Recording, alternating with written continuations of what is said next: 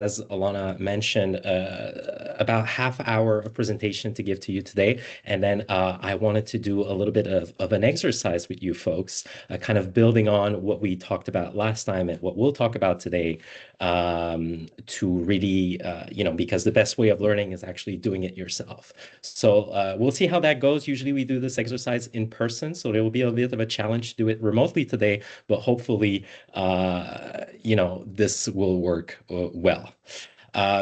So I want to introduce myself, as Alana did a wonderful job. You have my email there. You'll have the presentation slides also available to you after the presentation today. So if you want to email me about anything, if you have any questions about the presentation today, please feel free to do so. As a bit of a reminder of who we are and what we do, so we're Evidence for Democracy. We're a not-for-profit organization that is advocating for the use of scientific evidence in government decision-making, and we do this through research, advocacy campaigns to eventually get the policy impact that we'd like to see in Canada. So just to start the presentation today, I figured it would be great to start with a summary of the last session just to kick things off where we left off. And so, as Alana mentioned last time, we talked broadly speaking about what science policy is, which is this kind of two-way relationship between government on one side and scientists on the other. We talked about the different roles that scientists can take when they engage in this kind of advocacy and to use some terms. We used a framework basically developed by Roger Pilker in this book here, The Honest Broker, and we talked about the different hats, basically the different roles that scientists can take. Two notable roles that I pointed out is the issue advocate, which is a particular role where scientists tell decision makers what they think they should do. So they really take the scope of choice and they narrow it according to, what they would like to see. Uh, uh, this is kind of opposed to the honest broker, which instead of reducing the scope of options available, actually expands it, giving various scenarios. If you prefer this and that, you can go with option A. If you prefer this or this other thing, you can go with option B, and so on. So the honest broker actually expands the scope of choice. So these two roles are kind of opposed, and it's okay to wear different hats depending on what the occasion calls for. But something to be mindful of is being an issue advocate and a stealth issue advocate. Namely, this is what Roger Pilker talks about in his book, where science and evidence alone rarely tells you a particular course of action to take. So kind of hiding yourself behind a wall of scientific evidence and advocating for a particular course of action, you may or may not realize this, but kind of puts you in this issue advocate role, which can lead to, some people thinking you are biased, or, are belonging to a particular political party or ideology. So this is just something to be mindful of when you are a scientist evolving in this field, that you can wear different hats and you can have different roles to play. We also talked about the communication challenges in the two fields in science and policy, talking about, for example, the time horizons, which are very different, the language, the tolerance to uncertainty, and so on, which led us to a great discussion on the woods ban in Nova Scotia last summer to manage the wildfire spread, basically. And the goal of that discussion was to really put yourself in the decision maker's shoes. And kind of to summarize everything that we talked about last time, I think this slide here is summarizes it quite well, where on one hand, policymakers need access to reliable and relevant information, but with that comes particular challenges, namely having access to experts. A lot of them are worried about bias, or also information overload being a real challenge that scientists have to deal with when they engage in this field. Conversely, the scientists, well, if they want to engage in science policy, well, they need an audience to convey their evidence to. And the challenges of that, well, it's the access to policymakers as well as the language barriers, as I've just talked about. So, remember that it's there are few cases where science alone or evidence kind of dictate a particular course of action to take. It is there are social, economic, legal considerations that come into play when decision makers choose a particular course of action or policy, even more than that. And it gets even more complicated when you consider the fact that there are multiple levels of government, multiple policymakers at different, parts of the country working on similar issues, and everybody kind of pulling the blanket towards their side, and that can lead to a lot of complexity. Always keep that in mind when you engage in science policy. It is difficult, but being patient, being perseverant are great qualities. So the outline today, we're going to be talking primarily about how to engage in science advocacy. So really taking this a step further, concretely, what are your mechanisms for talking with elected representatives? How can you get your point across? And then, as I said earlier, at half the hour, we're going to move on to a stakeholder mapping exercise, and I'll explain what that is later on. But hopefully, that will be a lot of fun. So, how to advocate for science. This is what we'll be talking about today. Meeting with elected representatives, we'll be talking about that a lot because it is kind of the most direct way of getting your point across, of talking with people that have influence to move the needle a little bit, connecting with key people in the government. We'll also be talking about pre-budget consultations a little bit. This will come very soon. Hopefully, this time around, we'll know a little bit more in advance.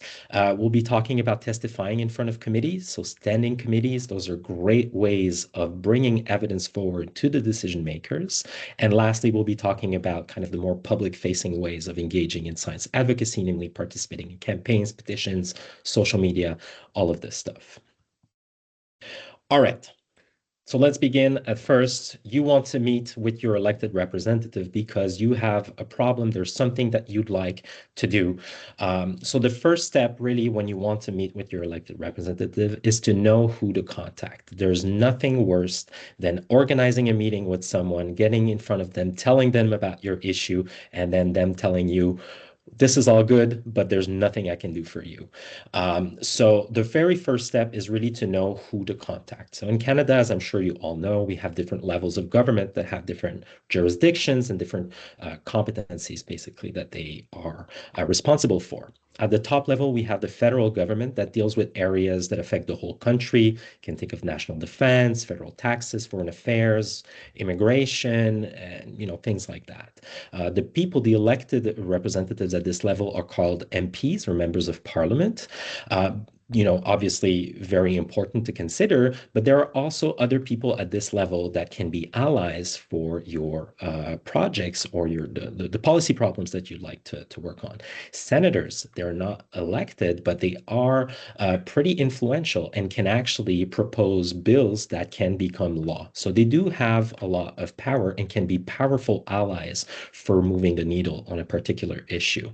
So that is definitely something to consider, and we often forget about the Senate in Canada, but this is really a place that you can look into.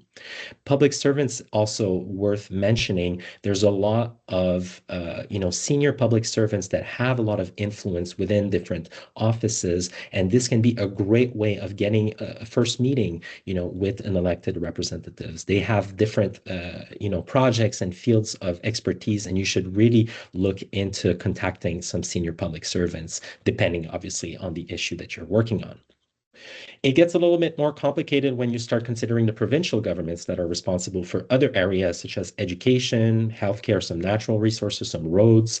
And sometimes, this is the complicated part, they do share responsibility with the federal government on some issues. Health, for example, is a great one where there is a lot of money that is paid on federal tax that is then transferred back to the provinces for health. So, when you are if you are working on a health related issue, sometimes it's unclear if you need to talk with people in the federal government, provincial government, and so on. Sometimes it's both. And sometimes these people also don't talk to each other, which makes it even more difficult.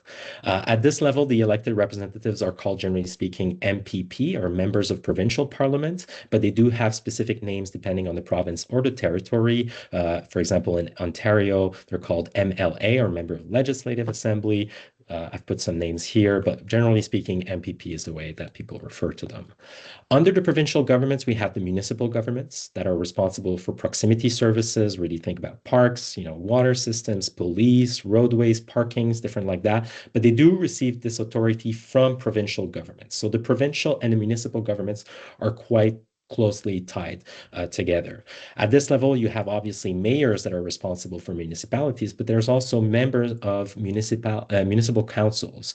They do have a lot of influence and sometimes can help you depending on what issue you are working on. Last but not least, there are indigenous self-governments in various parts of Canada, but this really depends on where you are and the issue that you're working on. This varies across Canada from one coast to another, but there are various forms of self-governments, chiefs and councils that are carrying a lot of weight, depending obviously on the issue that you're working on. But since today we're talking a little bit about forestry, things like that, this may be a place that you can look for a lot of support for bringing forward your issues and getting the needle to move a little bit.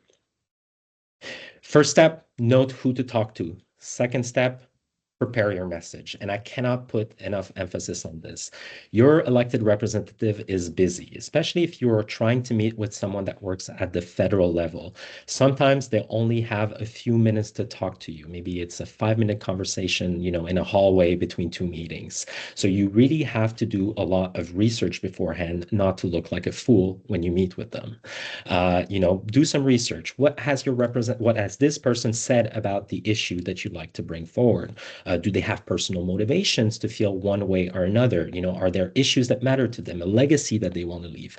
All of these things are very important and you should consider them, building on the exercise that we did the last time of putting yourself in the shoes of the decision makers. This is a great way actually to put this into practice. Think about your ask. What's your request? How can you frame this issue in a way that resonates with them?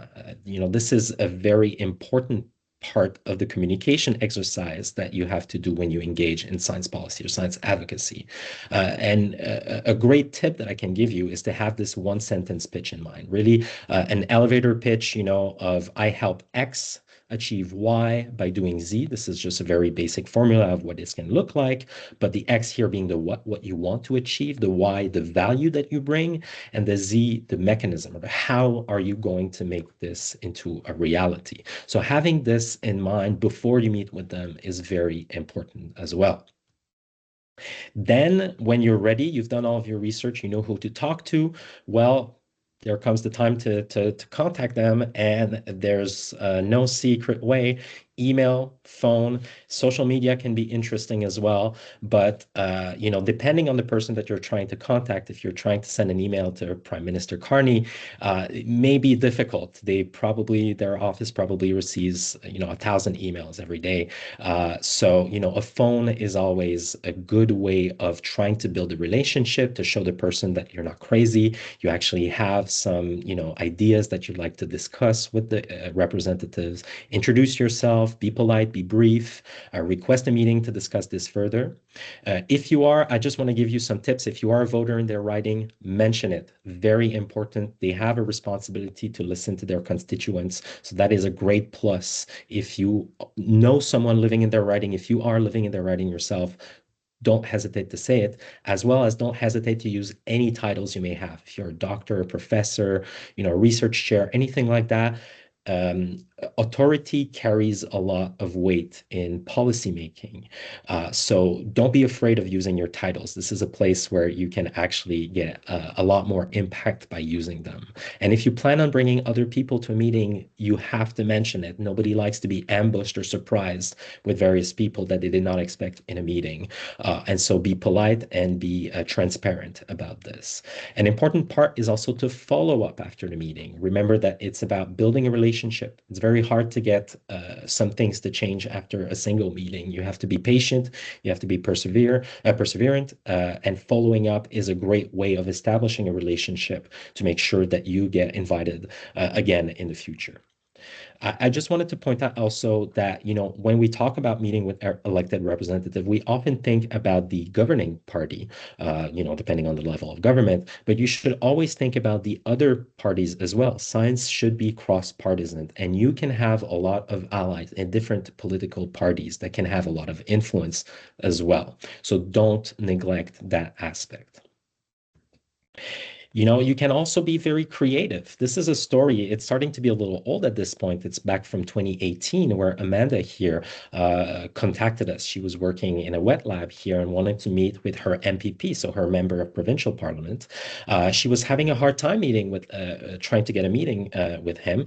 So what she did, she tweeted this picture here at a time when Twitter was still Twitter, saying, writing the name of her MPP here using what I'm guessing are yeast cells or fungal cells of some kind.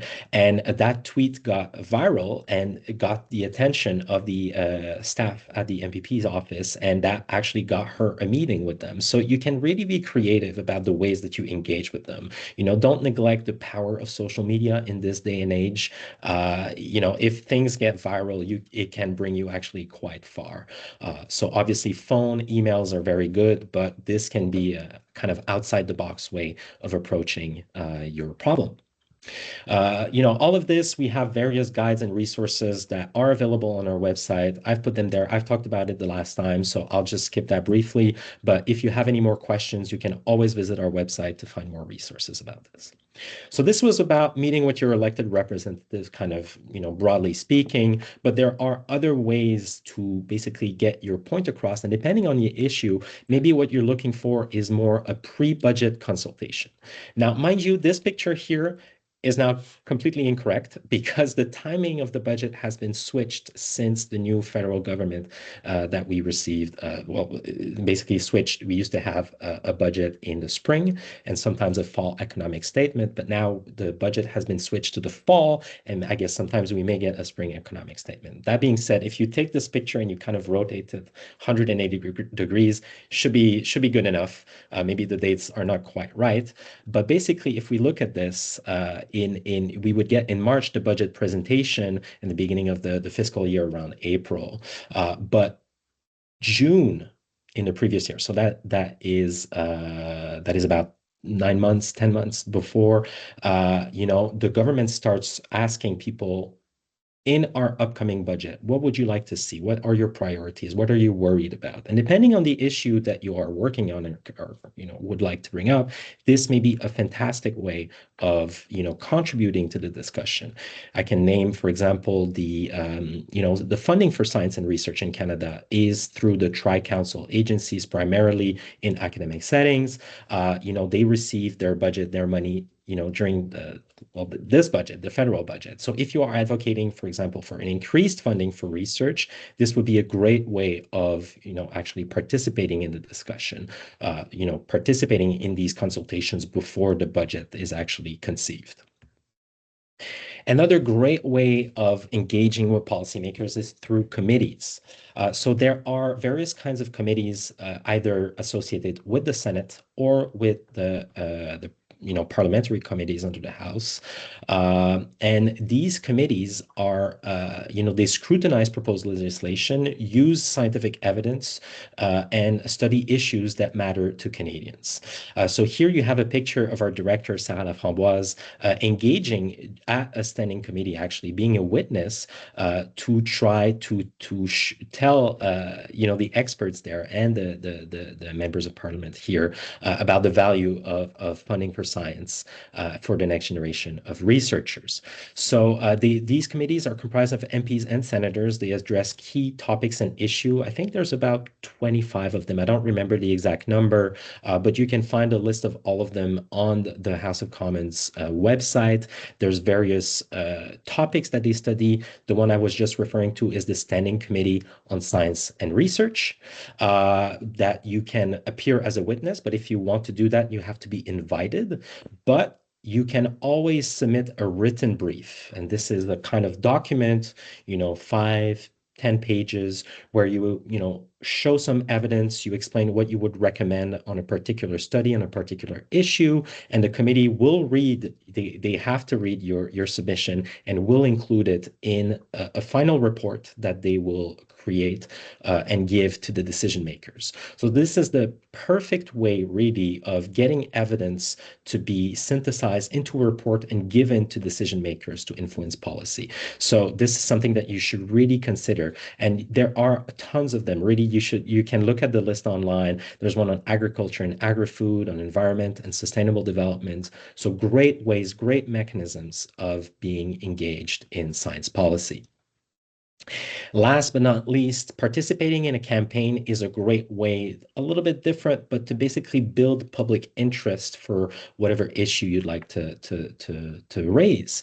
Whether it's connecting with like-minded colleagues, signing a petition online, starting a letter writing campaign or social media campaign, all of these are great ways actually of, bringing more awareness to a particular issue. And you can find a lot of success with this strategy. And as a matter of fact, that's exactly the approach that the supporter science movement used for increasing the value of graduate students' fellowship amounts, as well as for postdoctoral fellows. You can see here the picture of, our director, Sarah Laframboise, meeting with finance minister at the time, Chrystia Freeland. You have François-Philippe Champagne, that was minister of ICED, Innovation, Science, and Economic Development. This is Senator Stan Kutcher, for example. So, using all of these campaigns and this kind of public movement, with support from the research community, they were able to actually advocate at the highest levels for an increase in funding. So this has, can work. But mind you, this took about 2 years of perseverance and work. So it takes a lot of time and effort, and you have to be organized. But it can work. It can lead to actual impact. So all of this that I've talked about, we tried to summarize them on a website called the Advocacy Hub. This is really a resource for you folks that want to engage in science advocacy. There's various resources, guides, everything that we do at E4D is over there. So I encourage you to visit it if you'd like to learn a little bit more about this. But remember, this looks perhaps a little bit daunting. Talking with elected officials, talking to them about various things, it's pretty intimidating, but it doesn't have to be this way. Getting started in advocacy, first and foremost, is about being open to opportunities to engage with the public and the policymaking process as a whole. Already, if you are, going to a conference outside of your area of expertise, if you are accepting to talk to a journalist about a particular issue that you're an expert on, you're already taking the first steps of engaging in science policy. And that's sometimes, pretty good. So it doesn't have to be too intimidating or too daunting. Already, if you engage at all kinds of level, you are doing the right thing.